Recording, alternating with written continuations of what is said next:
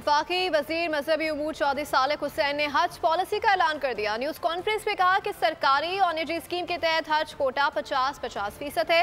12 साल से कम उम्र बच्चों को हज की इजाज़त नहीं दी जाएगी।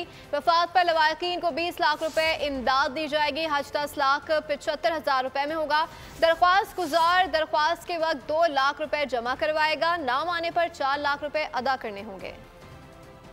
सऊदी गवर्नमेंट की तरफ से इसमें सरकारी और निजी जो हैं वो दोनों 50-50 हैं। डिवाइड हमने किया हुआ, तो यानी तकरीबन 89,605 जो हैं जी वो सीटें जो हैं वो दोनों तरफ मुख्तस होंगी, प्राइवेट हुजाज की और सरकारी हुजाज की। इसके अलावा जी एक जो अच्छी एक स्कीम शुरू की है वो ये है कि आप 2 लाख रुपया जब जमा कराएंगे एप्लीकेशन के टाइम पे, उसके बाद अगर आपका नाम निकल आता है तो उस टाइम पे आपने फिर 4 लाख रुपया जमा करवाना है। उसमें एक नई चीज़ जो इजाफी है वो ये है कि 12 साल से कम उम्र जो बच्चे हैं वो नहीं जा सकेंगे हुजाज कराम के साथ।